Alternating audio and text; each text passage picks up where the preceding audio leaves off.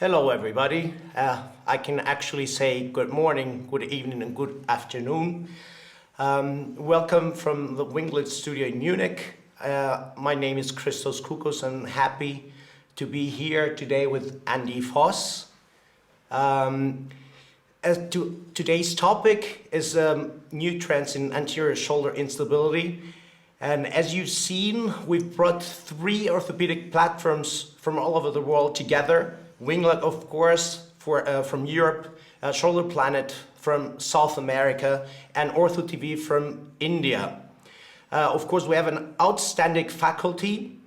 You'll see, we'll watch in a bit their lectures. And of course, at the same time, we're really glad that we have in the co-moderation from the other part of the world, South America, Sergio Rovinski from Brazil and Daniel Moya from Argentina. Andy? Also, hello from my side and welcome to this outstanding and fantastic event. Before we start with the presentations, I want just to give you a few information about the platform and how you can interact with us and with the team. So first of all, we have several patronage on this event. We have the ISACOS, the ESCA, the AGA, and also the Asociación Argentina de Hombro y Codo and the Sociedad Latinoamericana de Hombro y Coda, and also the International Board of Shoulder and Elbow Surgery. This event is also accredited with 6 CMEs, which you can get after the post-live productions. We want also to thank our sponsors because this event is totally free for everyone to watch. And of course, you should be part of this event. So on your right side on the screen, you see a Q&A box where you can ask questions to our faculty, and we'll moderate the questions after the blocks, the first part and after the second part.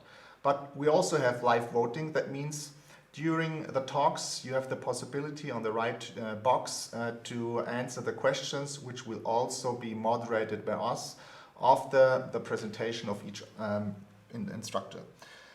This being said, we don't want to talk too much, and we want to start with our first presentation. We are more than happy to have SUGAYA from Japan with us today, who will talk about arthroscopic soft tissue bone and Bankart repair with augmentation.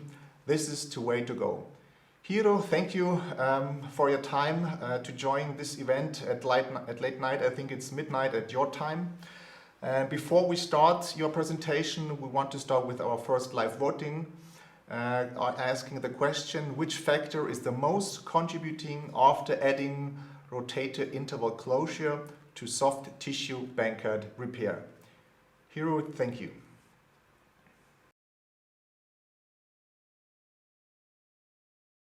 I'd like to thank Dr. Voss and Dr. Koukos for inviting me to this wonderful event. This is my disclosures. Soft tissue Bankart, many surgeons' perception is anatomical procedure, technically not demanding. However, outcome is unreliable, and especially in the collision contact athletes. And indicates, therefore, indications are limited to minimum bone loss and a low demand patient like ISIS score less than 3. And more than 6, it's a contraindication. And in this year, we have published a very interesting, important study. This is arthroscopic soft tissue stabilization with selective augmentation for traumatic anterior shoulder instability in competitive collision athletes in the American Journal of Sports Medicine. So let me introduce this paper a little bit. And between January 2012 to March 2017, we had 150 shoulders in consecutive 150 shoulders in a consecutive 135 patient collision athletes with shoulder instability. We excluded the patient more than 40 years old and also less active athletes. So therefore, we have 140 shoulders in 127 athletes. And we also excluded the 2 patients because we had a bony procedures because of the severe bone loss without the bony fragment and also capsule quality. So therefore, we had a 138 patient and 138 shoulders in the 125 athletes. We also excluded the 35 patient because we lost follow-up. So therefore, the patient subject included the 130 shoulders in the 100 athletes, collision athletes. and the 82 follow-up rate was 82%. So the subject, and regarding glenoid morphology, 64% present the bony Bankart region. And also, interestingly, 53% had off-track region preoperatively. And regarding the instability severity index score, we had 34 patients had a more than 6 score, which is exactly totally a contraindication of the arthroscopic soft tissue repair. So the outcome was we had only 4% recurrence for patients, which is 3.5% of recurrence, and at 93% of patients returned to pre-injury level of competition. So why so successful? I think there are 3 factors. Number 1 is ligament retensioning. Number 2, rotator interval closure as augmentation. Number 3, Hill-Sachs ramp research as also as augmentation. So the soft tissue Bankart repair should be capsule, arthroscopic capsule. This is not just a simple labrum repair. So therefore, we normally release the labrum until all the way down to 7 o'clock, and also we remove the face of the inferior face of the glenoid at the cartridge, and insert the 3-4 anchors and the place sutures like that, and tie the knot. And this is the totally inferior glenohumeral ligament retensioning procedure. This is actually a video of the right shoulder. This is a Hill-Sachs region, and so this is a view from the anterior Bankart region present only 2 to 5 o'clock, and no high region. But in this case, normally we do release the labrum from all the way down to 7 o'clock. Even if it looks, if a person looks normal, we use scissors like this, and then release the labrum until this labrum becomes completely free from the labrum, from the glenoid. And also we remove the cartridge at the face of the inferior glenoid in order to maximize the tissue healing. This is after release. And this is a view from the anterior after release. And we use 4 anchors and the sutures like that. And this is after repair. This is a view from the anterior. Okay, the bony Bankart region is normally a chronic region. So fragment becomes smaller with time. However, fragment is connected firmly to the labrum. So that's why we already published a very nice outcome after arthroscopic osseous bony Bankart repair back in 2005 and 6 in JBJS. And also, recently in 2015, we also published a longer-term outcome study, which was 38 consecutive shoulders, more than 15% of glenoid bone loss regardless of the fragment size, and the average pre-op bone loss was 22%. However, we achieved the excellent remodeling and bone union in a longer-term follow-up, and the recurrence rate was only 2.6%. So the bony Bankart region in high prevalence in collision athletes, and also glenoid tract, but actually in our study, off-track region was seen in 53% of patients. So normally this is not the contraindication of soft tissue Bankart, but I think bony Bankart repair worked for these off-track shoulders. Oh, let's look at the rotator cuff and glenohumeral joint capsule relationship. These are very anatomically very close relationship. And normally the rotator cuff muscles lines the glenohumeral joint capsule just outside joint, glenohumeral joint. And also this is a study investigating capsular thickness. They found that the inferior pouch of the glenohumeral joint capsule is the thickest because there's no lining rotator cuff muscle outside the joint. So this is very interesting MR arthrography of the normal shoulder. You see, it looks like that. This is sizar view. So this is a picture. This is also a picture. And interestingly, you can see the inferior pouch capsule looks very thick, but no surrounding rotator cuff muscles outside. So that's why the capsule is thick. But there's an opening of the glenohumeral joint. This is interval. There's no surrounding rotator cuff muscles, and also capsule looks capsule is normally very thin. So why don't we close this opening? So this is my rotator interval closure procedure. See, normally I incorporate the subscap tendon to the rotator interval closure, and after pressing the suture to the subscap, loop nylon suture. Then I bring the arm to the maximum external rotation and place the suture and retrieve the nylon suture to the high strength suture. So I repeat the same process twice. Now, I normally use 2 or 3 high strength sutures for closing rotator interval.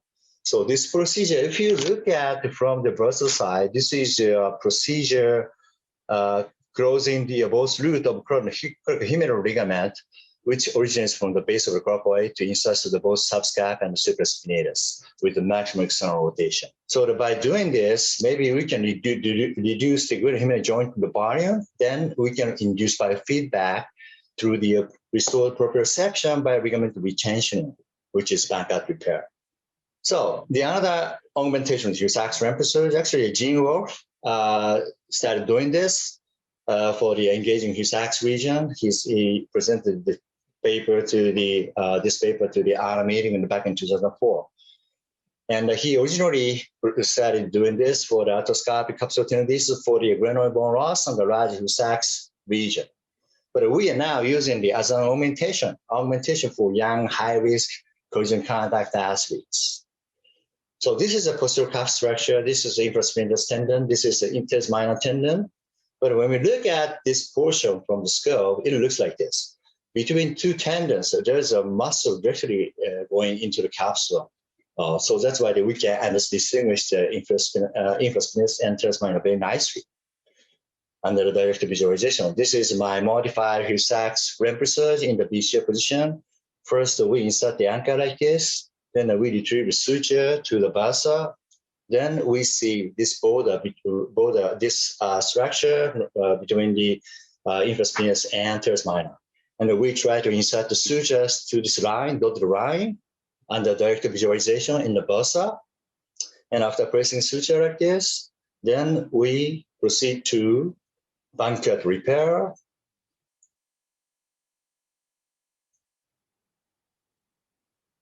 Then we proceed to Bankart repair and rotator interval closure with the maximum external rotation. And finally, we tie the rim suture like this. This is the after repair. My personal experience is I'm quite satisfied with my soft tissue Bankart. More than 95% of my series arthroscopic Bankart or bony Bankart repair with or without soft tissue augmentation.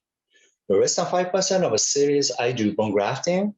My indication of bone grafting is only for severe bone loss without bony Bankart region in active patient. Thank you for your attention.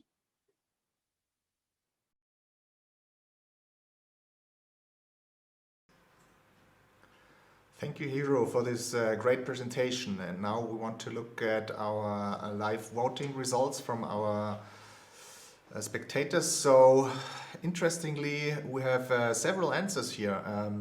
Which factor is the most contributing after adding rotator interval closure to soft tissue Bankart repair? And 38% answered dynamic stability through the subscapulars together with the restored proprioception by soft tissue Bankart repair was the most clicked in our live voting. So now I want to give the present discussion over to Daniel to Argentina. Hello Daniel, how are you? Hello, very well, thank you. Very nice presentation, Hiro. Let's begin with some questions. We have some time for questions. Which is the limit for this procedure when you are planning surgery in a case? When do you decide you will go to a bone procedure or this kind of procedure? I think actually the bony my indication bony procedure is very limited, less than 5%. That is the bone loss, severe bone loss of tract region without bony fragment. That's my indication. And also the patient activity. If the patient is a little bit older, less active patient, I do soft tissue. But a young active patient without bony fragment, severe bone loss of tract region, that's my indication of bony procedure. Good. And you said that soft tissue Bankart is unreliable for collision athletes. Do you include open Bankart or you were speaking about arthroscopic Bankart? Or arthroscopic. Okay, okay. Because we used to perform for the last 25 years the application of the rotator interval, and we stress a lot how we deal with the capsule when we perform an open Bankart. And we feel that we have a very good control of the application by the open way. What do you think about comparing the chance that you have to applicate the capsule with the arthroscopic procedure or the open? Have you experience in the open Bankart proceeding with the application, open application? Actually, I did the the beginning of my practice. I did only a couple cases open. Mm-hmm. So that was very far away, so I forgot everything. So I'm a 100% crazy arthroscopic guy now. Good. So I think the open Bankart plus capsular shift and also the interval closure works very well. I know that. So that's why I try to simulate open capsular shift and the interval closure doing arthroscopic procedure. So the important thing is, I think, the incorporating subscap muscle, subscap tendon is very, very effective. So in order to, then by doing that, we can incorporate the, outside rotator cuff muscle dynamic stability. So that's why my interval closure, arthroscopic interval closure is really similar. I think it's similar to the open interval closure. Thank you very, very much. Thank you very much. We will continue. Thank you very much for this wonderful presentation, and good night, we have to tell you, yeah? Our next speaker is Philippe COLLIN. Thank you, Philippe, for being here with us today and for accepting our invitation. His topic is dynamic anterior stabilization. As we all know, he's developed this together with Letterman. And first, we have to mention our live voting here for this topic as well, regarding the DAS, the dynamic anterior stabilization. You have actually to choose which one of the four statements are right. We can continue with you, Philippe. You can start. Thank you.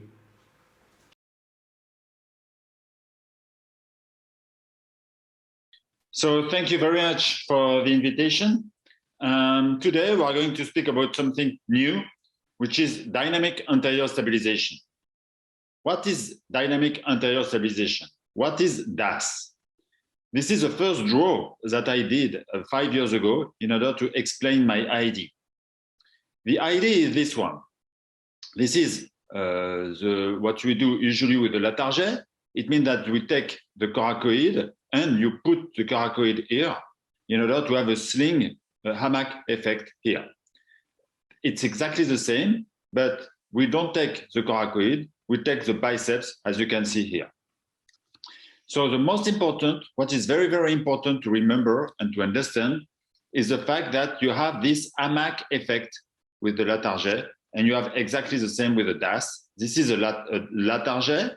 You think that you will have a good stabilization of your shoulder in abduction and external rotation because you put the inferior part of the subscap very low. And you can see here that you have exactly the same effect with the DAS. So of course, we didn't try it first with the patient. We tried this at the lab, as you can see here. We wanted to know if it was possible or not to do this. And we were surprised to see that it was possible, in fact. So we did a biomechanical study. As you can see here, we've tried to see if it was reproducible and what was the effect of this DAS, dynamic anterior stabilization, on the shoulder. We've published it in the American Journal of Sports Med. And look, this is when you apply 40 Newton of force, then you can see what happened on a native shoulder, what happened when you have a defect, what will happen when you have a Bankart repair, and what happened when you have a DAS. You see that you are better than a native shoulder. Same when you have a lack of bone of 10%. But if you have a lack of bone of 20%, it's not possible because it works too much that you have a posterior subluxation of your head. So biomechanically, it works very well for no bone loss or 10% of bone loss. So we've published after that this technique in arthroscopy. We're going to share a video together. As you can see here, the patient is in bed chair, and the first step is to open widely the rotator interval. You open widely the rotator interval like this. It is an important step.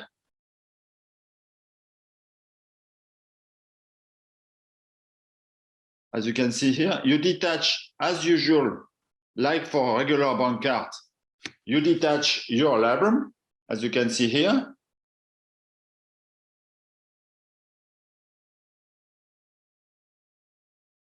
And you need to go up to 6 o'clock. You need to detach very well all the inferior part, and you need to see very well the subscapularis.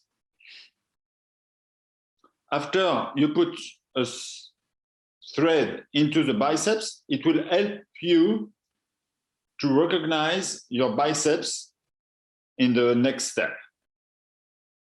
And you cut the biceps like a regular long biceps tenotomy.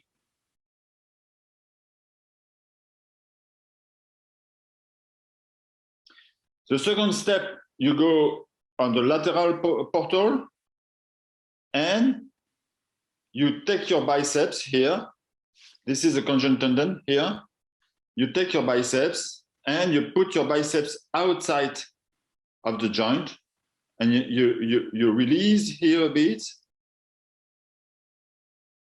in order to have a good length of biceps. This step is not difficult, not at all. You just need to be very low. So you follow your coracobiceps and you find your biceps. Then you put your biceps outside of the joint, as you can see here, and you prepare your biceps in order to calibrate it at 5 millimeters. In the past, I used to make a big hole, a hole adapted to the biceps, but now I just adapt my biceps to the hole, as you can see here.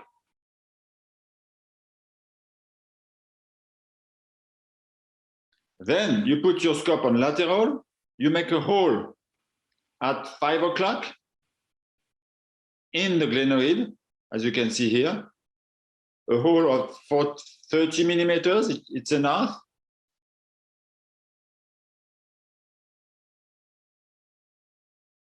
You see it very well here. And what you can do, you put, of course, you put a cannula, and then you start to open your subscap like this. You put your camera into the split, and you put a Wissinger stitch, as you can see here. Then you put your scope in lateral. You see here very well your Wissinger stitch, and you make a small hole of 1 centimeter. You take your suture passer here and your biceps. Then you can put your biceps through the subscap split, as you can see here, and it's almost the end of the procedure.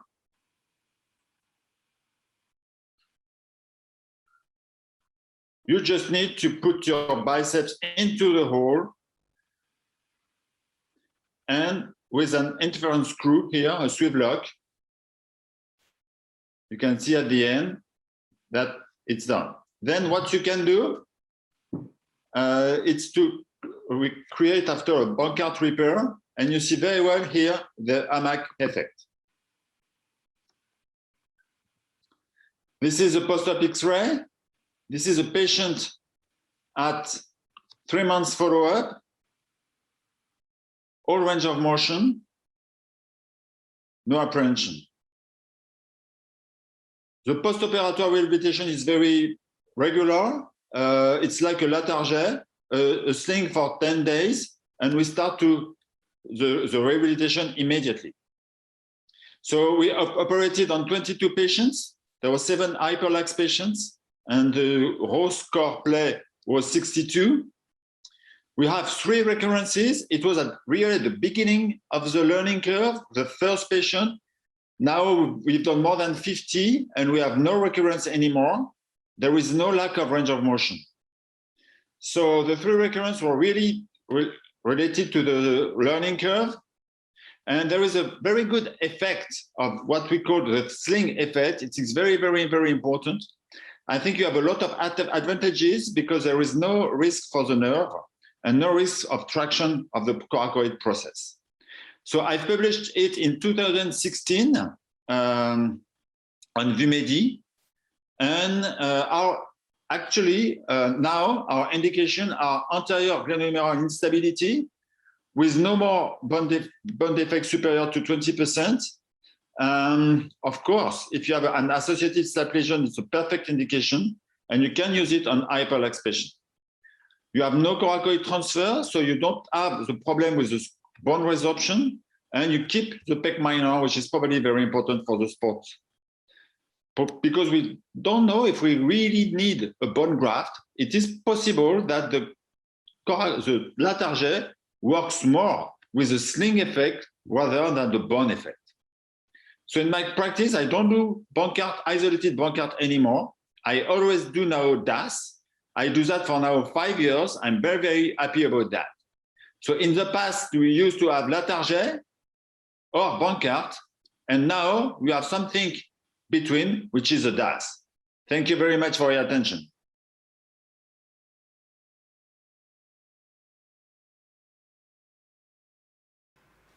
Thank you very, very much, Philippe, for this excellent presentation.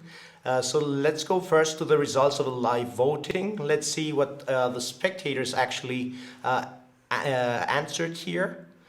Regarding to the DAS, so 56%, as we see here, the answer that the principle is to recreate the sling effect of the LATARJET. And then we have the same time 37% biomechanical studies that showed the results are better than the Bankart repair. So for the answers and stuff, I'm gonna give the moderation now to Daniel. Daniel, you're up. Very nice presentation, Philippe. I would like to ask you, you said that you use this technique in hyperlaxity. Do you perform any kind of procedure to the capsule? You plicate the capsule? Thank you, Daniel. So first, thank you for this wonderful meeting. I really enjoyed to be there with you. No, I never do capsule. I never do something on the capsule because unfortunately I did a lot in the past, open or arthroscopic. But I think that after 2 years or 3 years, you have a new capsule. And then whatever you've done previously, you have a recurrence. So now I don't do anything on the capsule. We know that, for example, when you have a frozen shoulder, you have a very, very stiff capsule. And then 2 years after, you have a new capsule and everything is like before. So I know it's probably not the truth, but I definitely think that doing something on the capsule can work, but not more than 2 or 3 years. And do you consider that you can control the micro motion of the joint with this procedure? What do you mean by micro motion?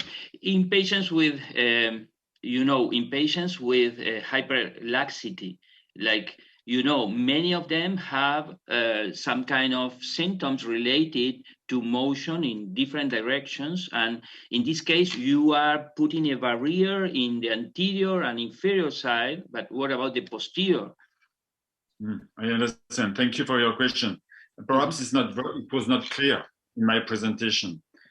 In my presentation, when I speak about hyperlaxity, it's a true anterior instability with sign of hyperlaxity. For me, I almost never operate on isolated hyperlaxity because for me it's not a pathology. It's very difficult to treat, but not as a surgical way for me. Okay, and finally, we used to say that we have procedures in which we respect anatomy, where we repair anatomy, and we can choose also reconstruction when necessary. Suppose that you get a 17-year-old rugby player that has two episodes of instability. Would you offer this kind of reconstruction for this young person, or would you prefer a repair? You mean repair a Bankart or a LATARJET? No. Suppose that there is no bony deficit, that it is just a patient for a soft tissue procedure. Would you directly go forward to the biceps reconstruction? Yes, definitely, because we know that isolated Bankart doesn't work very well. And we have the proof because for now 20 years, we add remplissage, we close the rotator interval, we put that capsuloplasty, because it doesn't work. You are speaking about arthroscopic Bankart? Yes. Okay. Perfect. Okay. Thank you. Thank you to France, and thank you. Open Bankart, it works, but patients are very stiff after surgery on open Bankart. They are stable because they are stiff. That's not my experience. Okay, thank you both of you for the lively discussion, and we want to go to the next lecture, which is presented by Marco MAIOTTI, and it's talking about anterior subscapularis augmentation. Marco, thank you for being with us today, and before we start our presentation, let's go back to the live voting. So which procedure would you perform in a dislocated shoulder of a 20-year-old male with 15% anterior glenoid bone loss? You can see here the answers, and you're more than happy and welcome to answer during our presentation. Marco.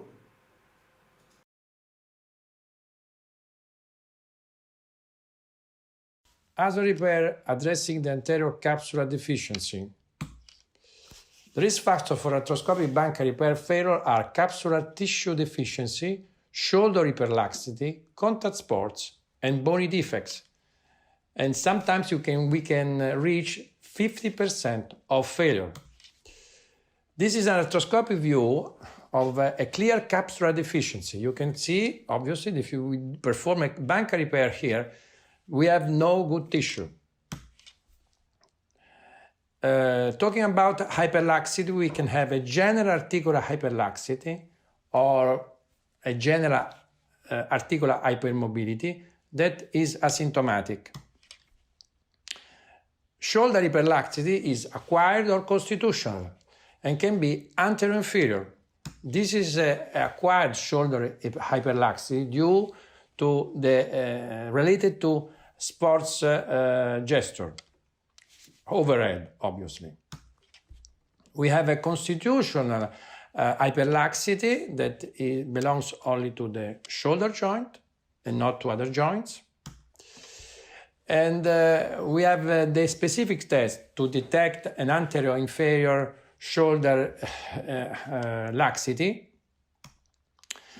The inferior laxity is detected by the circle signs, and usually we have an elongation of the coracohumeral ligament, that is the anatomical structure that is important for reducing the superior-inferior translation of the humeral head. The other test that to detect, to show an anterior hyperlaxity is the Coudin test. as you can see from this slide. And when you reach an external rotation with the arm in adduction more than 85 degrees, we have an anterior hyperlaxity. And we have an anatomic thin and redundance of the anterior capsule and an hypoplasia of the anterior labrum. Studies have demonstrated that capsular stretch after repetitive glomerular dislocation and have suggested that the lax capsule, not the Bankart lesion, is the essential lesion that permits glenohumeral dislocation. Another risk factor are contact sports. This is a slide that shows the relationship between the coracohumeral ligament and another important structure for the stability of the shoulder, that is the anterior stability of the shoulder, that is the subscapularis tendon, especially its upper third. When we have a shoulder hyperlaxity, anterior inferior shoulder hyperlaxity, or a capsular deficiency due to multiple dislocation, we have the upper third of the subscapularis tendon has to be lax. This is an arthroscopic view of an upper third of the subscapularis tendon hyperelasticity, and this is a normal subscapularis tendon. So to decide what kind of surgery we have to do after an anterior recurrent dislocation, we have to diagnose very well.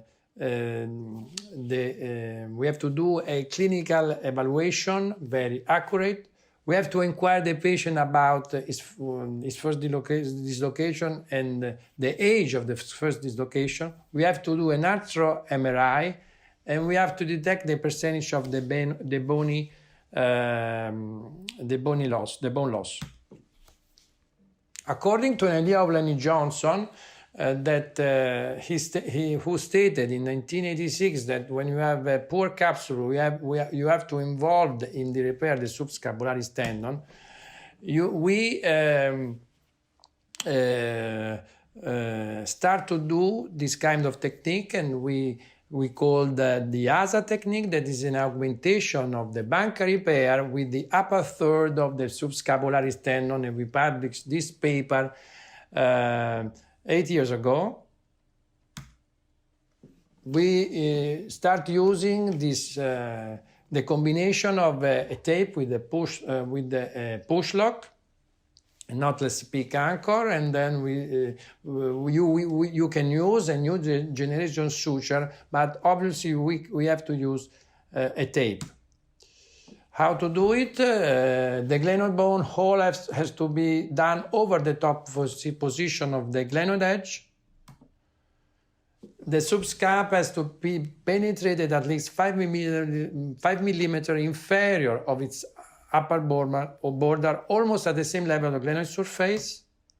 Here is where to penetrate the tendon. We use the tape because the ASA is a tendon fixation, it's not a capsule fixation. Here is the tendon fixation when we impact the anchor. The bone hole has to be done at 2 or 10 o'clock position, so you can lift up the subscap, reduce the widening of the interval, and lift up even the anterior inferior capsule. This is before and after the procedure. So, some consideration. We believe that the ASA procedure may reduce the coracohumeral ligament length and reduce the capsular volume. This is an arthro MRI study that shows the shortening of the coracohumeral length after the procedure and the closure of the anterior capsule. Some biomechanical data in a biomechanical study confirm that ASA is more effective than single Bankart repair in reducing the anterior-inferior translation. The recurrence rate of ASA plus Bankart repair is equal as the one of LATARJET. We published this other article. And another consideration, very important, that ASA acts in the opposite way of the remplissage because pushes the humeral head posteriorly. The remplissage pulls the humeral head posteriorly, so he reduces the pathologic condition of the Hill-Sachs. So no matter where the Hill-Sachs is, if you pull it posteriorly, you reduce the off-track action of the Hill-Sachs, as you can see in these slides. We have mild osteoarthritis after ASA procedure. So you should not be afraid to use the subscapularis tendon for stabilizing the shoulder any longer. This indication, anterior inferior hyperlaxity, capsular deficiency, GBL less than 15%, and inpatient performing contact sports. ASA plus Bankart repair represent an effective alternative to the LATARJET that could be an overtreatment in many cases. ASA has a triple effect. It addresses the stretched part of the subscapularis tendon that is always lax when there is a bad capsule, restore capsular insufficiency, restore the coracohumeral ligament tension, reducing the sulcus sign, so it will work, very important, without causing external rotation restriction. We published another article in arthroscopy when we showed that external rotation is not compromised. The historical surgeries like Putty-Platt, Max-Tack were dealing with the entire tendon, shortening it and causing a problem to the external rotation. But ASA is a complete different surgery. 4 reasons for why to use ASA: low learning curve, low recurrence rate, low complication rate, a high opportunity for new surgery if there is a failure. This is a result after 5 months. This guy had 6 dislocation. And you can see no limitation of external rotation at all, a good stability. This is another case. It's a champion of diving and of skydiving. No limitation of external rotation, very good result. We published a last article with Badi Savoie and very good results in athletes with shoulder hyperlaxity. And my friend Wentao Zhang in China modified the technique, but with the same philosophy, and he had modified a little the technique, but he had very, very good results. When we have a pathologic glenoid bone loss, when the soft tissue repair is not enough, we combine the ASA technique with the bone block. We start doing with the allograft, and since 2018, we are using a xenograft pre-shaped in combination with ASA, and we save time. The procedure is not so long like using a graft from the iliac crest. And this is an arthroscopic view, the bone block, the ASA technique up. And this is 2 years follow-up of one case. You can see that the xenograft is very well accepted to the glenoid neck and very good position. We have done right now more than 30 cases, and we think that it could be a valid option for the bone block procedure. Thank you for the invitation. This is a picture of the last meeting in Athens, and I hope that we can go back like we were before. Thank you.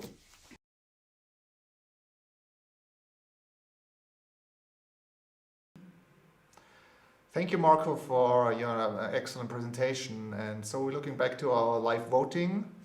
Which procedure would you perform in a dislocated shoulder of a 21-year-old male with 15% anterior glenoid bone loss?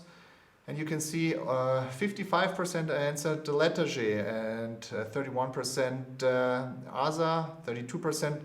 So Daniel, going back to you, what is your perspective? Well, I will just ask Marco, what about the inferior pouch? Because we know that the rotator interval has a very important role in multidirectional instability. Do you perform any kind of procedure at the inferior pouch? No, I don't do any procedure to inferior pouch. I think that if you lift a little bit up the insert with the tenodesis, the subscap, you can have a closure of the anterior inferior pouch too. So I don't perform any inferior procedure. Good. Well, we are running a little bit late, so I think we will have the discussion with the questions for the audience later. Thank you very much. Thank you.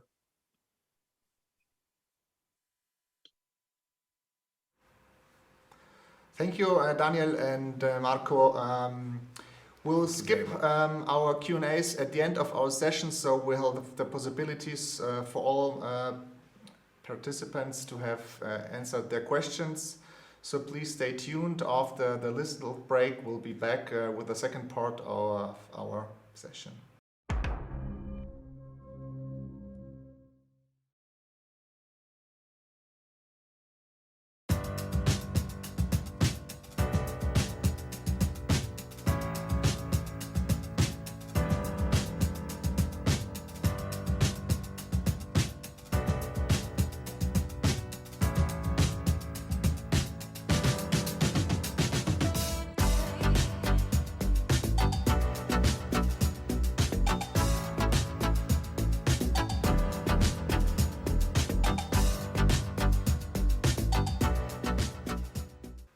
Welcome back again, the WINGLET studio in Munich. So we can proceed now with our program. And now we have the presentation of my countryman, Emmanouil BRILAKIS, Remplissage after 10 years follow-up. Before that, don't forget, as always, the live voting. In this case, we have the question, which is your preference for augmenting the classic Bankart repair in your practice? You have 5 options here. You can answer, pick one of them. And Manos, you can proceed with your talk.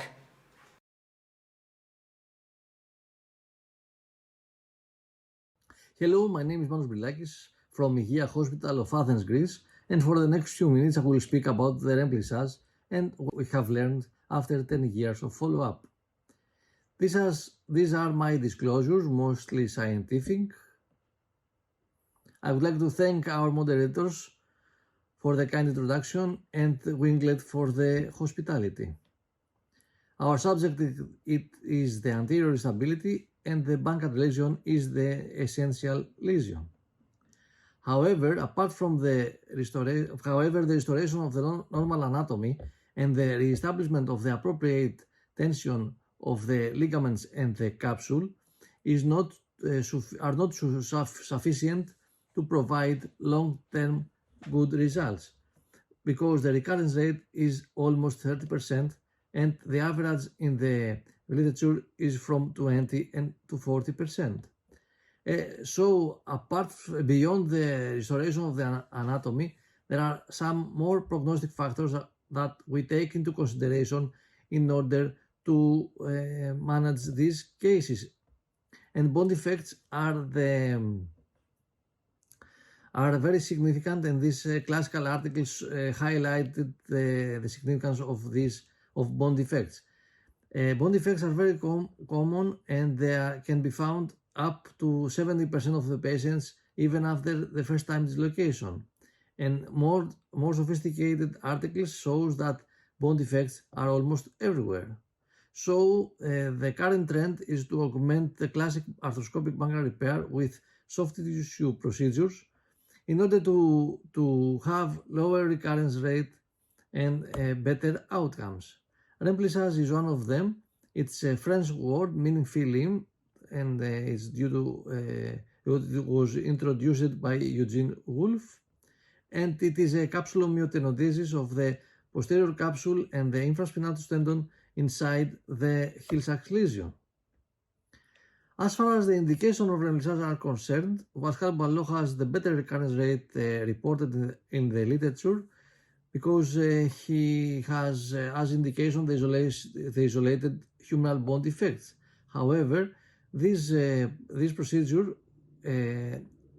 is indicated for combined bone defects. And from the early years of the remplissage, the concept of the engaging Hill-Sachs lesion, and many years after, the concept of glenoid tract and the on-track, off-track lesions, prove that it is the combination of the lesions and not each lesion separately. And we try to find which is the critical bone loss, which is the percent that we change our concept from the soft tissue procedures to bony procedures, and we have the critical size of 25%, the subcritical size of 13.5%, and as time goes by, this percentage is lowering and lowering. And from the humeral size, there are several classification systems for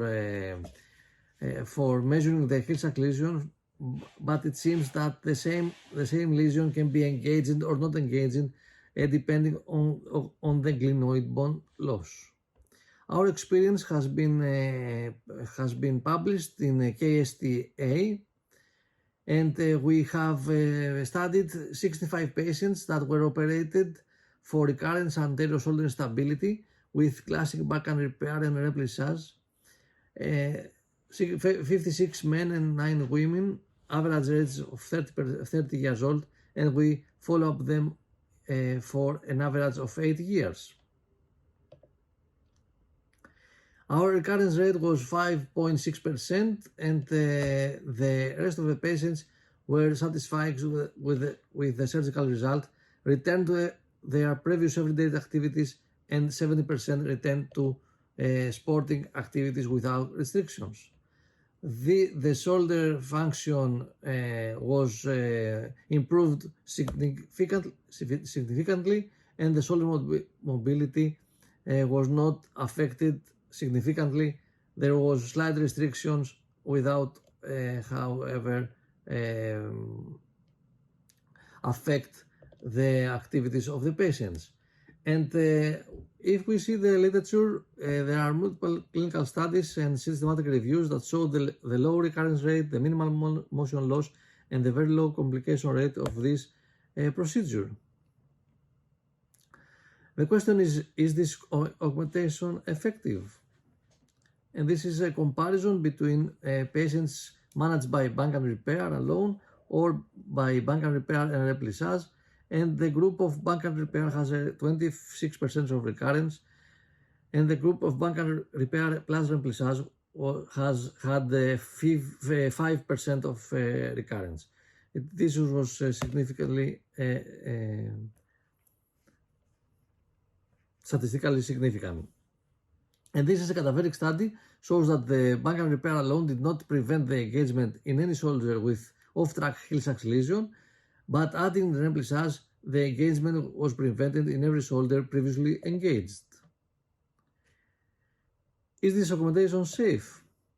This is a systematic review containing 18 clinical studies and 10 biomechanical studies, showing the complication rate of this procedure is 0.4%. And as far as the technique is concerned, we try to promote the healing by using the saver and by making some holes in the within the Hill-Sachs lesion, and then we implant one medial and one lateral anchors inside the Hill-Sachs lesion, and then we pass the sutures from the posterior capsule and the infraspinatus tendon, and we tie the knots, having the result shown in the right picture, which the posterior capsule is closed in the Hill-Sachs lesion. This is a non-anatomical procedure, and concerns has been raised about the development of osteoarthritis. So we tried to study our previous group of patients, and we find 41 patients, 68.3% of the total, average age 38.9 years old, and we follow up them for more than 10 years. Our percentage is not excellent, however, is decent, concerning that these patients has been operated 10 years earlier. We evaluate the X-rays of their operated and non-operated shoulder with the Samensol Priestro classification modified by Allen and with the Kellgren and Lawrence classification.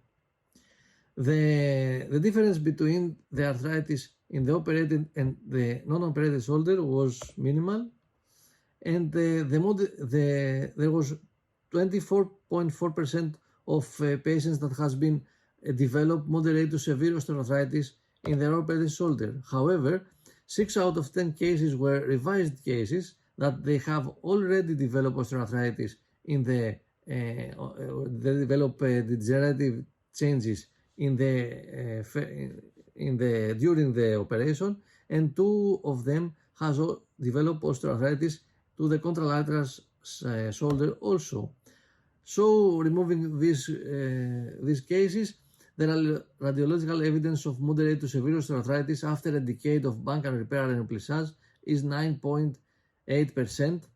However, none of the patients has had complaints that may indicate the development of osteoarthritis.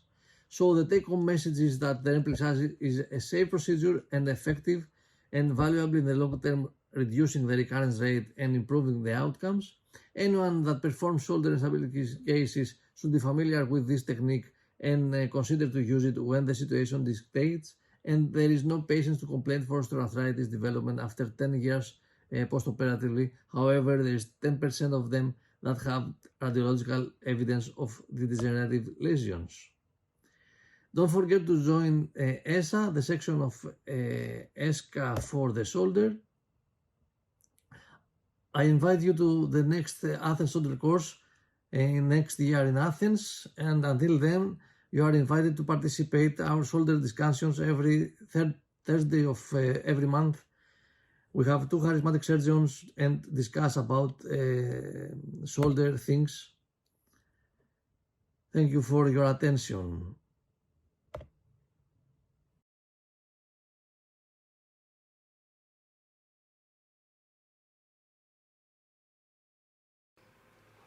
Thank you, Manus, for your presentation and, of course, for your help for organizing this event. Let's go on with the results from our live voting. Let's see what you've answered. And we see that most of the people here, 62%, would go for remplissage and 50% for none. That's really interesting. But Sergio, you can go on and take the lead and go on and moderate. Sure. So Manos, so there are very specific questions that I'm gonna do it now, which are very common in people who wanna learn this technique. So the first one is, how many anchors do you have to put in the Hill-Sachs if only 1 is enough, or if you have to put 2, okay? And which one to tie first, the remplissage knots or the Bankart knots? These are very practical points that young orthopedic surgeons, they have to understand. I use mostly, in most cases, 2 anchors, 1 medial, 1 lateral, and it seems that it's better than 1 anchor that I used in the beginning. And as far as the tie of the knots, I pass the sutures for Bankart repair, but I don't tie them, and then I do the remplissage, and in the end I returned and tie the knots for the Bankart repair, and I add the additional anchors that they are needed. Okay, and another point is this: do you do this procedure in lateral decubitus or in beach chair position? I did it. I do this procedure at lateral decubitus because my mentor taught me like this. Yes, sure. But I think that it is feasible to do it also in beach chair. Okay, and one final point would be this: we have been listening to the other moderators about specific position to do the subscapularis augmentation, specific positions of the arm in the moment you tie the knot. So having said that, do you have any specific position when tying the knots of the remplissage, or that's not, or this is not an issue, I would say, and you would do that in the standard position in the lateral decubitus? No, I do it in a standard position in lateral decubitus, but having the arm in 30 degrees of abduction and the full external rotation. Full external rotation. Okay, and my last question is, even because of time, when we consider the typical rehabilitation of a standard arthroscopic Bankart procedure, your rehabilitation is exactly the same, or because of the bipolar fixation, maybe you would allow earlier mobilization? So in other words, how do you conduct the post-op rehabilitation of this surgery, of this procedure? The first three weeks, I use a sling. However, I leave the patients to do some everyday movement, depending on the confidence and the convenience that it has. So I don't have a major restriction to patients with remplissage. And okay. after 3 weeks, I start the passive movement and go into active assisted and active, depending on the progress of the patient. Perfect. Okay. Thank you, Manos, and thank you, Sergio, for your lively discussion and presentation. So we're moving to the next lecture presented by Giuseppe Milano, and we're looking forward to the lateral augmentation with collagen matrix scaffold in anterior instability. Thank you. Before we do that, we have our live voting, and this is just a question we want to ask our listeners if they're using labral augmentation in their clinical practice. So just answer yes or no, and then we'll see what our followers are doing. Giuseppe, you're on. This is Giuseppe Milano from Brescia, Italy. My talk is on labral augmentation with collagen matrix scaffold. This is my disclosure of conflict of interest.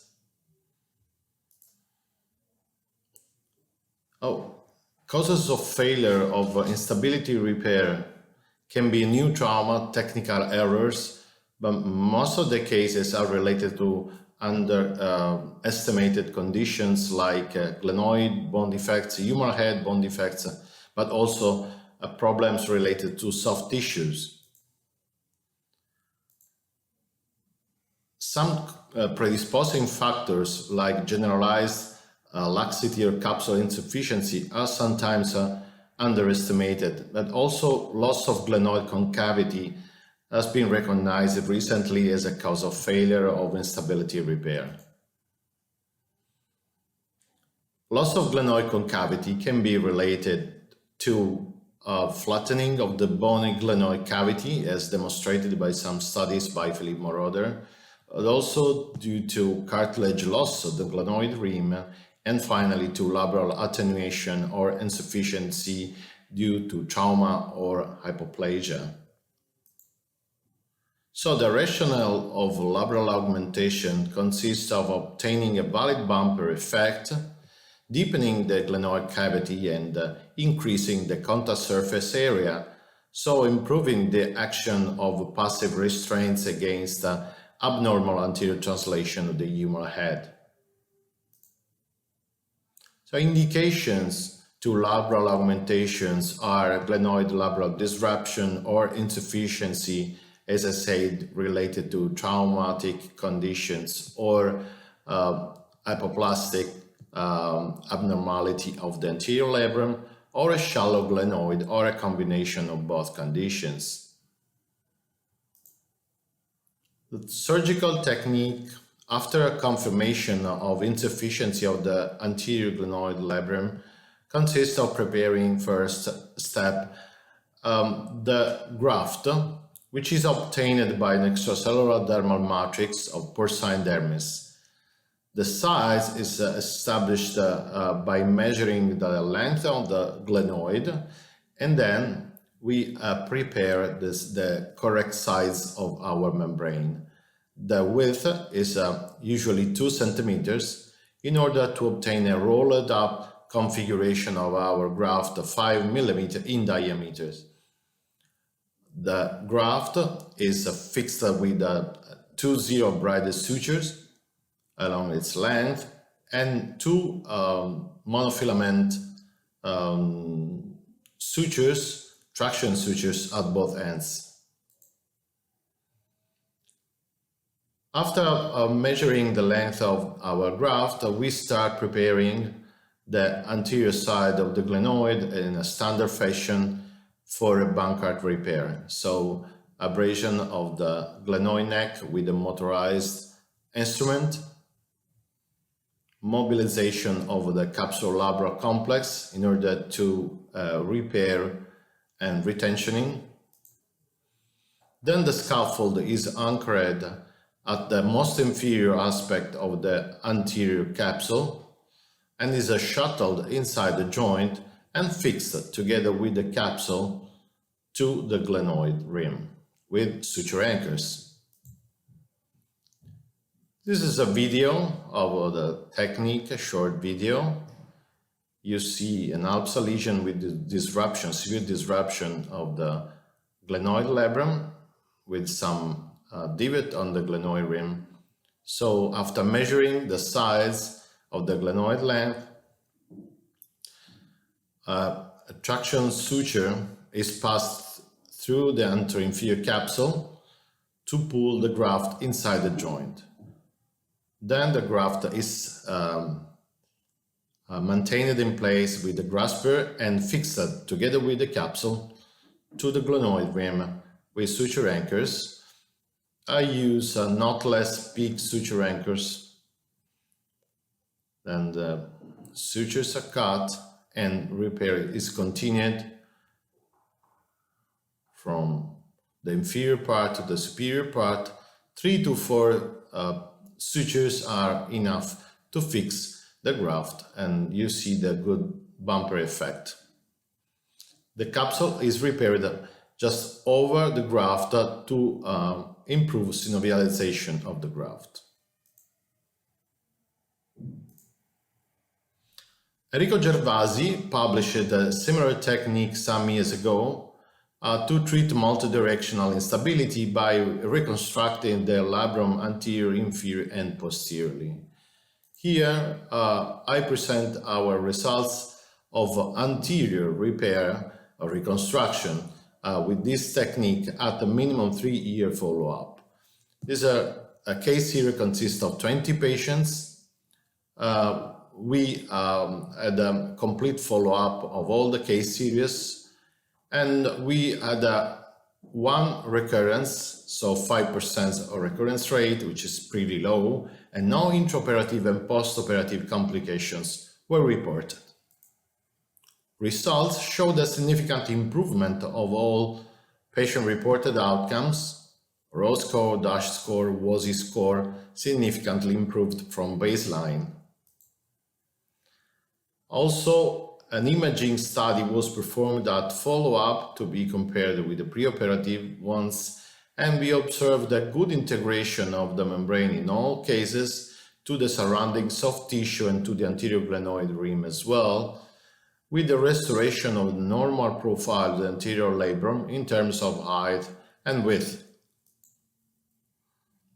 So in conclusion, this technique is a safe and effective procedure. No adverse reactions were observed, and we obtained a good restoration of joint stability from a subjective and objective standpoint with a good integration to the surrounding tissues. Future directions on the use of this technique, we actually are using the labral augmentation technique for cases of revision surgery, specifically with a strict indication to cases with no critical bone defects, labral insufficiency, and eventually associated to a multidirectional instability. But also alternative grafts have been investigated, like the use of gracilis tendon, as you can see in this picture on the inferior right corner of the slide. Thank you for your attention.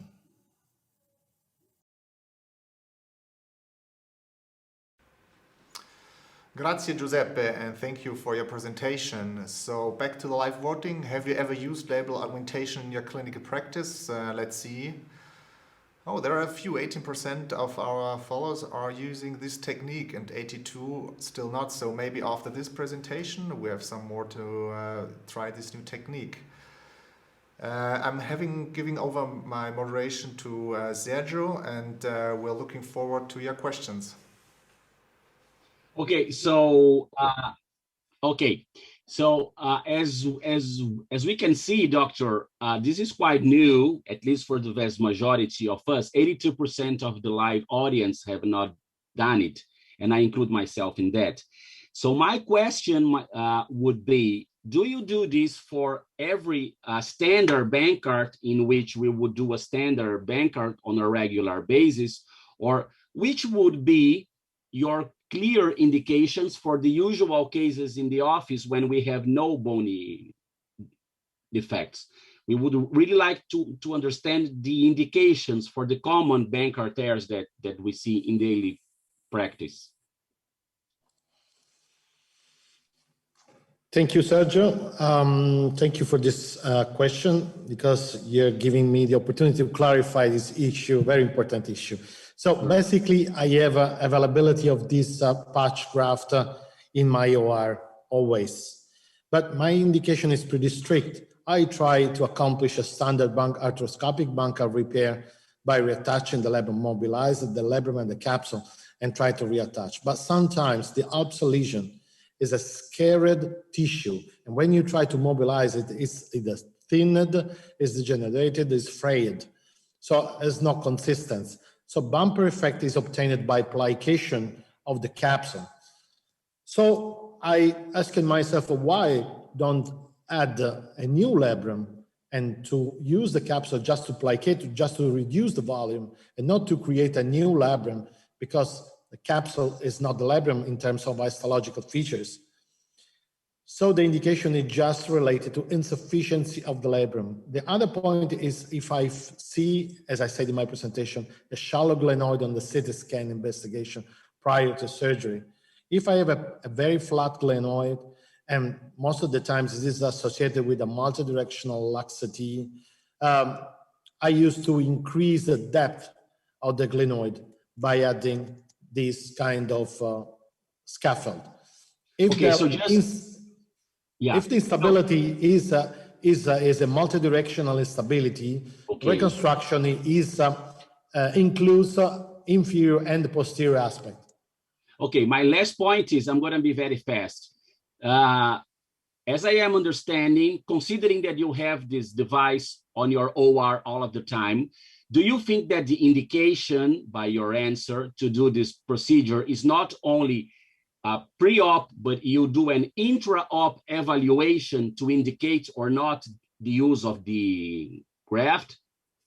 Absolutely, yes. Okay. So confirmation is intraoperative. Okay, okay, good.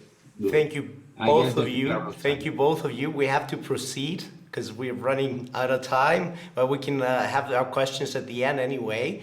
So we go on with Philippe Valenti with Bony LATARJET procedures, my technique. Before that, of course, we have the live voting, and the question here is, what are the contraindication of the LATARJET procedure? So go on and vote, and Philippe, you can proceed with your presentation.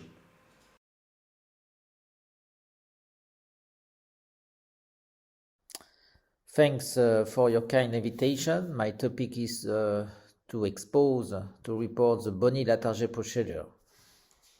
This is my disclosure. This technique was described first in 1954 by Michel LATARJET for recurrent anterior dislocation. It was a open technique on the fixation with one screw. In 1980, Didier Pat explained very clearly the triple blocking effect of the LATARJET: bone block effect, retensioning of the anterior capsule, and brachial of the conjoint tendon and subscapularis. And Gilles Walch in 1991 popularized this technique, and he describes the horizontal split of the subscapularis and the fixation of the bone block with two malleolus screws. In 2007, Laurent Lafosse reported the same technique but by arthroscopy.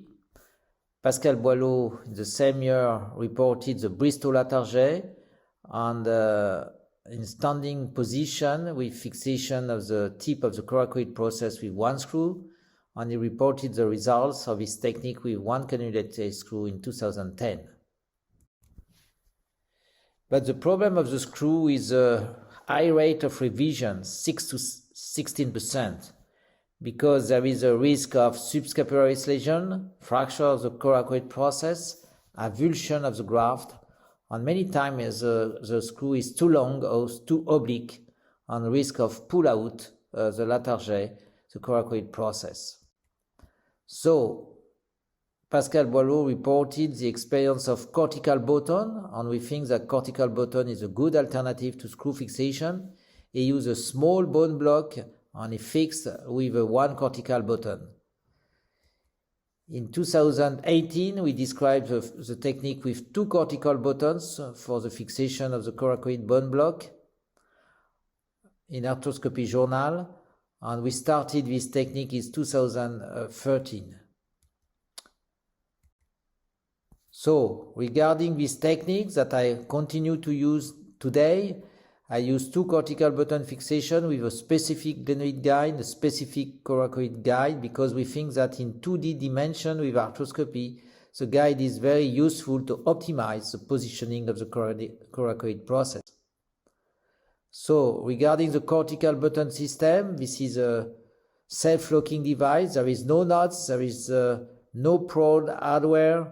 We didn't remove any button and no risk of bone fracture. So we prefer to use two cortical buttons when the coracoid process is more than 2 centimeters, because it's more stable, less rotation. So with this technique, it's not necessary to use a medial portal, as is necessary to use it with the screw if you want to be parallel to the glenoid joint. So this is a short video to show you how we do with two cortical buttons for the fixation. It's important to remember the positioning of the axillary nerve on the musculocutaneous nerve. We prepare first the anterior glenoid rim with a rasper to be flat, and after we prepare the inferior part of the coracoid process with a rasper. And sometimes it's difficult because the shape is very variable. And after we do a split of the subscapularis with a spreader, and you introduce the specific glenoid guide from posterior to anterior to drill two tunnels, size 2.9 for the glenoid. And with a specific coracoid guide, we do two tunnels, and after with a system of shutter relay, and we use PDS for the glenoid and the coracoid process, and we pull the two underbutton, and we fix the underbutton over the top of the coracoid process before to cut it. And after with this system is very easy to guide. It's like a guide, and you pull from posterior the two on the button and we fix with a stable fixation the coracoid process. So this is a true life. Arthroscope posteriorly, Viper anteriorly. We use 4 portals. We detach the labrum and we detach the capsule to see the subscapularis. We remove soft tissue on the rotator interval and we remove the fatty tissue just below the coracoid process. We prepare the inferior part of the coracoid process with the Viper. We cut the muscle part of the pectoralis minor, and after you create a space just below the deltoid, we cut the AC ligament, we respect the collagen tendon, and we prepare the coracoid process superiorly, inferiorly, and laterally. Take care between the subscapularis and the collagen tendon because there is an axillary nerve. So I continue to prepare the anterior rim of the glenoid. I see very well the subscapularis, and I will tag the capsule on the anterior inferior ligament with a lasso loop. So we cut the pectoralis minor medial to the coracoid process. Take care to the brachial plexus, which is medially, like that. I respect the coracoid-clavicular ligament. With a burr, I prepare the inferior part of the coracoid process, and this is the difficulty of this operation. But we have to be flat to have a good matching with the anterior glenoid rim. With a specific glenoid guide, a coracoid guide, we do 2 holes, size 2.9. We finish the preparation of the anterior glenoid rim, and with a specific glenoid guide from posterior, you do a capsulotomy, and you introduce the posterior glenoid guide to perform the 2 tunnels from posterior to anterior, and we stop just in front of the subscapularis to avoid any lesion of the axillary nerve. So with a spreader, we do a split of the subscapularis, like that, to look for the 2 drills. This is the axillary nerve medially. Take care, it's superficial to the subscapularis. And with a system of a shuttle relay, we pass on the button from posterior to anterior with the PDS, and after we fix the 2 on the button to the coracoid process, and we cut the coracoid process, and we push from posterior to anterior to applicate the coracoid process over the glenoid rim. And we have a very nice fixation, very stable fixation. We finish this operation with a Bankart procedure, and we repair the capsule and the labrum with 2 lasso loop, and the bone is extra-articular. And this is a control X-rays. So this is a reporting of the rate of healing with this technique of full arthroscopy is between 88 to 95%. The recurrent dislocation is the same rate that open LATARJET, and the revision surgery is between 0 to 5%. So we know that there is no neurological complication in our series. There is no hardware, and there is a good healing bone and a remodeling of the bone after 6 to 9 months. So the main difficulty of the full arthroscopic LATARJET is to match anterior glenoid rim and inferior coracoid process to obtain a bone healing and no resorption. It's the reason why, if you use a small bone block as described with Pascal with 1 on the button, the rate of healing is higher. And we propose, If you use a big bone block and you have difficulty because the shape of the coracoid process is not very clear, you can prepare the coracoid process outside with the anterior portal. This is assisted arthroscopy LATARJET. We did this technique 15 cases with 100% healing, no infection, no nerve palsy, no recurrent dislocation. So in my practice, I have two indications, two buttons if you have a glenoid bone erosion more than 10%, a big Hill-Sachs lesion, an engaging lesion in abduction external rotation with a trachon. So if we have a small bony lesion, if you want to augment a Bankart repair, particularly in contact sports, or if young athlete after 10 dislocation, we use a small bone block with one on the button to obtain a sling effect. So this is a result of some cases with a good integration and good positioning of the bone block. So the conclusion is that I continue to do arthroscopic LATARJET with a cortical button fixation. I try to use one or two buttons, depends on the size of the lack of bone on the side of the coracoid process. Less postoperative pain in my experience, less trauma to the subscapularis, no scare. But the learning curve is 50 cases because it's a difficult technique and I take 1 hour 30 minutes for this operation. So the recurrent dislocation is 0 to 3%, the revision surgery is 0 to 5%.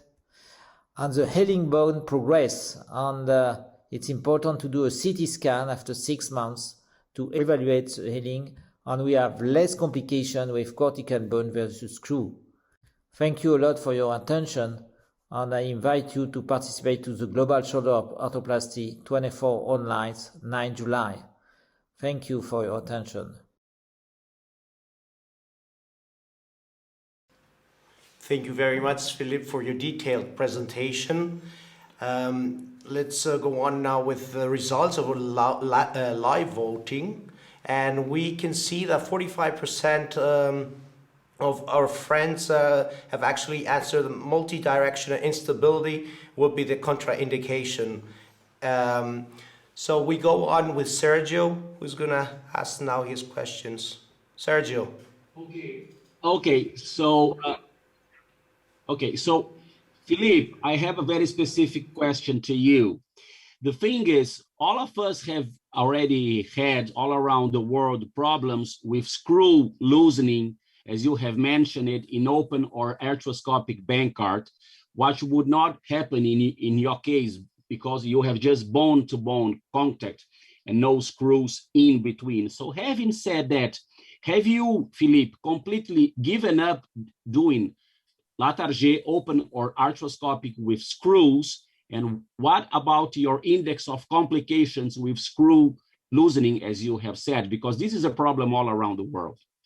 I definitively stopped in 2013 the screw. Because in my experience, I have the complication of the screw, and it's not the problem of open of arthroscopy, it's the problem of the screw. And I think that with the under button, I have to remove under button. This is a small material. This is extra-articular because I do a Bankart procedure, and I think that is important that the bone is not in the joint, but there is a Bankart to protect the bone. And the hardware, never I have to remove that. And I think that is, for example, in Eden Ibinet, when I do a revision of LATARJET for failure open LATARJET, if you use the under button, you have more possibilities to fix the new bone graft. It's simple. You can go through the rotator interval, and it's easier by arthroscopy to put the bone graft for the revision of LATARJET by screw. Because sometimes it's impossible to remove the screw, but the screw is bent, and it's not possible to remove the screw. It's terrible that. Yeah, just one final question. I revised 2 failed LATARJETs to do an open head and Ibinetti, and I couldn't remove the screws because they were so deep that it was a mess, and I was really afraid of the neurovascular structures over there. So having said that, as you have mentioned, this is my last question. If you have to revise a failed LATARJET to a head-end Hibineti, do you think it's possible to do the head-end Hibineti with buttons and not with screws? Yes, I prefer to revise failure LATARJET with on the button. It's simple for me. And if it's not possible to remove the screw, I leave the screw like that, and I put on the button. It's simple. And I think that when you do revision of failure LATARJET, for me, arthroscopy is easier if we compare with open, because you know that you stay close to the subscapularis, you don't go inside the conjoint tendon, and there is no risky for the axial nerve. I think that the nerve complication for me, in my experience, is not more important is arthroscopy technique, is less important in my experience than open. Okay, and well, just 10 seconds. Do you think that considering the amount of fibrotic tissue on a failed LATARJET, there is still space for an arthroscopic revision to a head-end Hibineti, because there is so much fibrotic tissue, it's already difficult in open on an open basis. So arthroscopically, do you think it's still feasible? Yes, I sent a paper to Arthroscopy Journal and is in press regarding 18 cases of head-end Hibineti by arthroscopy, and we have 70 cases of good healing of the bone. I think that with arthroscopy, you can do arthrolysis, you can remove the soft tissue, you can remove adherences, and after you put the iliac with bone graft. I think that it's very possible for me. Very good. I don't know if we have time for more questions. So thank you, Sergio. Yeah, okay. So thank you very much for both of you. So we're heading now to our Q&As, and we want to incorporate our participants and followers into our live event. So we have a couple of questions which came in during the presentation. So maybe we start with the first questions, and the one would be regarding Philippe. When performing the DAS, how do you measure the final tension of the long head of the biceps? Is there a measurement, or is there a desired effect of measurement? Thank you. This is a very good question. In fact, when we did the biomechanical studies, we found that if you want to be isometric, you need to put 20 millimeters into the glenoid. When you put 20 millimeters into the glenoid, you are isometric. Very short question, but this is the questions we need. And regarding another biomechanical question or tensioning question. Exactly. Actually, it's a similar question for both techniques. Actually, the question is for Marco and Philippe at the same time. It's regarding the tension. What kind of tension do you give when you do either an ASA or a DAS? And I think that has to do with the position of the arm. It depends actually in the ASA end. How much tension, how do you actually measure it in the DAS? To understand or to keep in mind, the DAS works because you put the inferior subscap lower. It's not, the problem is not the biceps. I don't think it works thanks to the biceps. It works thanks to the new position of your inferior subscap. We know that in France for many years, because I don't know if you know the technique of trillia. The trillia, you put all the subscap lower, and it used to work very well. So that's why it's probably not necessary to put all the subscap lower, but just the inferior part of the subscap, the middle, or half the inferior third, and you don't need to keep in mind the problem of biceps, but the problem that your goal is to put the inferior subscap lower. Oh, what would you say? How would you measure the tension actually? How do you evaluate your tension? You don't need to evaluate the tension. You just put the biceps into the hole, you put your screw, and after you move back outside of the joint, and you see very well your inferior subscap with lower. The question was as well. Oh, sorry. Sorry, you can go on. Sorry. It's my turn to answer. Yes, we do the procedure with the arm in neutral rotation, but we have to remember that we are dealing with a subscap that is, as I told, is lax in its upper border. So we lift up the subscapularis tendon, and so you have to close a little the interval, retention, the coracohumeral band that attaches to the scap. Well, thank you. So maybe we go on to the next question. Since Hiro already left us because of being very late in Japan, maybe I can ask this question to the panel. And I don't know who of you is doing the SUGAYA technique or something similar. So have you had capsular stiffness problems after doing soft tissue Bankart repair and gap closure and remplissage? How is your post-op rehab program? Maybe we can start with Manos. Like, do you see this in your patients?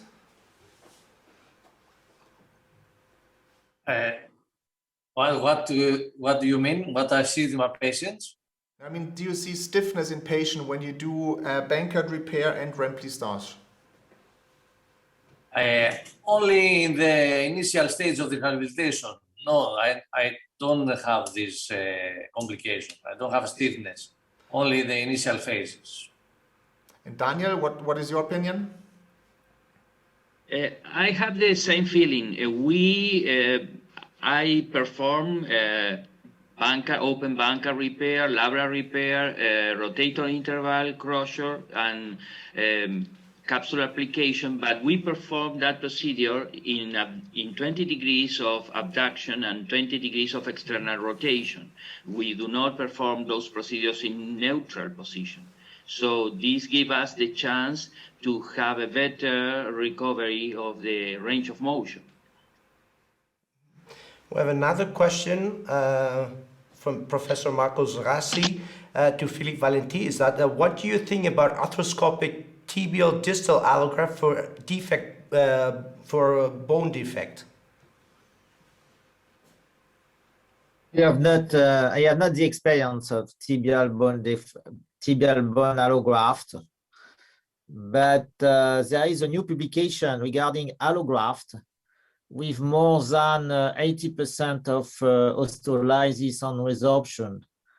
And I think that allograft is not a good way for LATARJET. Maybe a question from my side is, do you actually combine two augmentation techniques, for example, either ASA and remplissage, or a DAS and remplissage, or even actually Hiro just mentioned it, he combines remplissage and closure of the interval, but what about DAS and ASA, and in which cases? I have never done combination of the two techniques. I think that if you do that, you do the two techniques together, like remplissage and ASA, you can have a stiff shoulder. Stiff shoulder, okay. Mm-hmm. What about you, Philippe, with DAS and remplissage? Same. I don't do remplissage anymore because I have had some lack of external rotation, and I've seen the patients who are painful. My patients were painful, and I have had 2 or 3 fatty infiltration of the infraspinatus after remplissage. So I don't do that anymore. Manos, you had some experience though, isn't it? Yes, I have performed some cases with ASA and remplissage, and I never have experienced a stiffness. This was a very lax patients, and maybe this is the reason, but I never have a stiffness that deteriorates patients. However, last month I did a revision of a failed Bankart repair, which is the Hill-Sachs lesion has been not addressed in the first surgery, so I did remplissage, and there was an insufficiency of the anterior capsule. So I perform ASA too. So from this point, we want to thank everyone watching our event today. And I want to give over the moderation back to Daniel and Sergio to summarize our key takeaways. And maybe Daniel, you can start and then give over to Sergio. Well, just to say that we have seen different techniques being developed to treat glenohumeral instability, and that shows us that the most popular techniques used nowadays that are arthroscopic Bankart repair and LATARJET procedure clearly cannot address all the cases. There are some cases in between the two techniques, and we have seen, besides that the Bankart lesion, the rotator interval, the capsular laxity, and bone defects must be considered in one way or and repair or be reconstructed. And that time will tell us which technique will be massively used and will demonstrate that can fill that gap between the arthroscopic techniques that we have seen, the Bankart repair that have been insufficient for some cases, and the LATARJET technique that seems too much for some other cases. So our problem now is to get the best procedure for those patients in between.